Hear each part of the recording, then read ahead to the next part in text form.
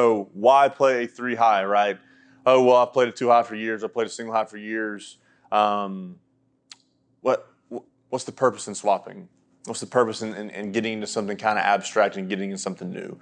To put it plainly, offenses nowadays are going to play you ticks to ticks. They're going to play sideline to sideline, trying to get as wide as possible. So if you are facing a bunch of 10 and 11P teams that want to get in 4 open pictures and want to spread the field as wide as possible, this defense gives you a better base spacing. It gives you a better way to spatially divide the field between your 5 DBs.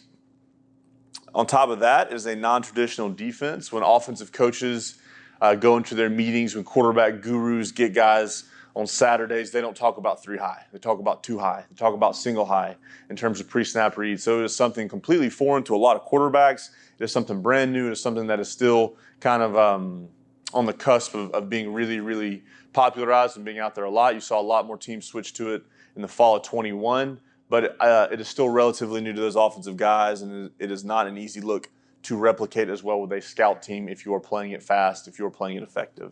Again, kind of touched on this, but good spacing within the structure of the defense. You have very minimal motion adjustments. Most of the time when guys are motioning, at the most you need to bump somebody a couple of yards. But with those 3 safeties, they cannot kind of just sit there and watch it all happen pre-snap and be ready to go play fast. It is a hash-based defense, so you can get set quickly. If you are playing up-tempo, want to get 85 snaps a game kind of opponents, it really, really benefits you to be able to set a hash, call a hash, and let everybody just line up and watch the offense scramble around and shift in motion and do all these crazy things that you don't have to respond to, and you don't have to be chasing them across the field the whole time. I think the return on investment is really, really high in this defense. No matter what base coverage you play, quarters or 2 or 3 high, whatever you're looking at, you can adapt your base structure very, very easily to fit into this defense. I think the biggest learning curve is probably with the defensive line because it is a little bit different technique depending on what you're already doing. But I think you can get a lot of return on it for very, very little input and very, very little cost to you. So that return on investment is there. If you find that you have a whole lot of depth in the secondary, it is definitely a good front to explore and a good structure to look into because it lets you get more of your players on the field and put them in advantageous positions. And then finally, if you in this defense, you are less dependent on having big guys that can take up double teams. You don't need a bunch of guys to go swallow blocks all day. So you can maybe utilize your personnel a little bit more effectively in that. So with all that being said, let's go ahead and get into the defensive line technique. And like I said before, we're going to talk about a 3-man front today. The 2 ways that I've seen it done a lot is a 5-0-5 front or a 4-0-4 front. All of our tape today will be from a 5-0-5 front. When you talk about your end, nose, and ends alignments. The scheme, as far as that goes, is very, very simple for them because we're not talking about blitzes and we're not talking about stunts and games. We're just talking about the base run fit. Remember, this is just about stopping basic runs. The scheme is all key to, key away. So what does that mean? For your ends, their key is the tackle, and you are going to have them see if that tackle steps to me or steps down because the end's job is to cancel the B gaps regardless. And you can cancel the B gap by stunning to it with a key at me with my tackle stepping out on a base block or trying to reach me on a stretch block. I'm going to play through his inside shoulder, and I'm going to get in that B gap one way or the other. And if he goes away from me, we just call it stealing the B gap. We're going to chase down the dive. We have a whole lot of overhang. We have a whole lot of defense in the back of this structure to handle the quarterback if he wants to run it. Not many guys can truly hurt you for big gains running the option when you have a whole lot of guys with good leverage and good vice positions and good tackle positions on them. So we let those ends play fast. We try to cut them loose as much as we can. And as long as they maintain B-gap integrity, the structure of the defense is good. The nose is just going to cancel the backside A-gap. Everybody has heard of a lag technique. Anybody that's played an Okie front, a 4-eye, 0-4-eye front, a mint front, has seen what a lag nose looks like. It's that same basic principle, right? In terms of the pure technique, we'll get to it here in a second. But we called it a jet lag, was the term that we used for our 505 build. But it's that same principle. Cancel the backside A and always play thick through that center. The two techniques I listed, the first is a blood and a jet lag technique that go together. The technique for the ends is the blood technique, and what that meant for us was, again, blood, take a B-gap track, but we were putting them on tracks aimed at the inside shoulder of that tackle. Key the ball, come off as fast as you can, and run your track. So if that guy goes down hard, you're flat off his butt, and you're going to go make a whole lot of plays on the dive player in the option game as the backside guy. Because what you'll find now is a lot of quarterbacks, they're not reading anything. They're just trying to hand it and give it and hold you hostage. So this technique allowed us not to be held hostage when we made those quarterbacks pull the ball if they're actually going to pull it. So again, a B-gap track. We wanted you at that tackle's inside shoulder, and we wanted you to go. Play with speed. Don't dance with that guy. Be a penetrator through the B-gap. Go make tackles in the B-gap. We weren't asking them to play real thick through a guy. We weren't asking you to collision. We were trying to let our speed eat, right? Let those guys go and run and play through, play to their strength, which was quickness, which was speed, which was knowing where we're going at a really, really fast pace.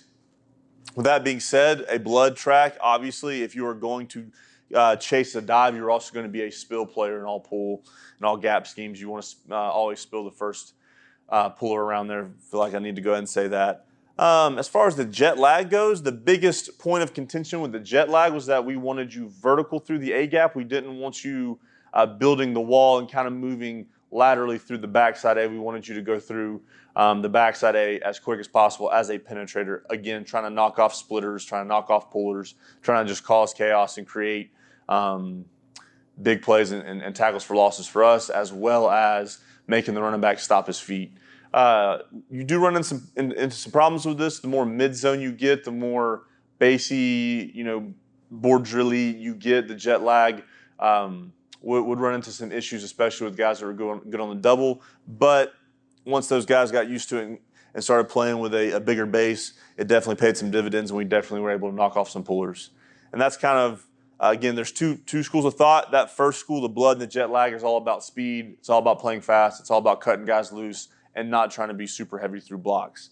The second school of thought would be the grab and the lag thoughts. And all I mean by a grab technique is, instead of cutting through that guy's inside shoulder, using a quick arm over, using a quick rip, you are going to try to play heavy through that tackle's inside shoulder. You're going to try to knock him back, use your extension, peek your eyes in your B-gap, and really wear that tackle out and try to keep him pinned back. And that is a great idea and a great technique for maybe some bigger guys, some thicker guys where they still have good lateral quickness, but can definitely hold a point, right? And then again, if you're going to play a more grab technique, a more collision-based technique, you don't want to jet lag because you don't want to create a bunch of different levels. When you're all trying to get in the backfield and you're all trying to penetrate fast and you're all trying to make blockers commit, it works well. When only one guy's doing it, we all know that can spell trouble for the defense. So let's get to a little bit of tape. Talking about this D-line technique, it's great to talk about it. It's much better to see it. Go to the butt shot on it. So like I was saying here, you want to watch the left end. He's going to get a down block. They're going to try to run a little divide zone, split zone bluff where your yo sniffer is going to try to avoid the guy. We let our ends play fast. He's going to run his track. He's going to go flat down the line, make the tackle, easy gain. All because the quarterback is reading the overhang, trying to see if he's going to throw the RPO and trying to see if he can keep it and get it on the edge and play fast, make the tackle, no game. That is what a good blood track looks like for the dive. If we look at our nose here, he does a great job of a jet lag. He's going to explode out of his hips off the ball, takes the double team, holds the center hostage, doesn't let him get to where he's going. Our backside or play side guy comes off at the tackle's inside shoulder. Tackle doesn't give him a lot. Cancel the B gap. Boom. As long as he gets in that B gap and there's no light there, we're fine, because you see our boundary safety showing up late in the clip right there for the C gap. So again, you have a great look at what a chase blood technique looks like. Chase it, make the tackle. You have a great look at what a jet lag, holding that center hostage, come off quick, try to penetrate, demand the double team looks like. You have a great look at what canceling a B gap looks like when you get a key 2 look, even if it is a slower, more delayed look. This next clip we're going to get to, we're going to watch the right end. And get to some butt tape here. And when we said we wanted to let guys use their quickness and we wanted to let guys use more so their speed than just hold guys up, this guy does a great job of getting the key 2 and hitting a little quick swim into it, make the tackle in the B gap.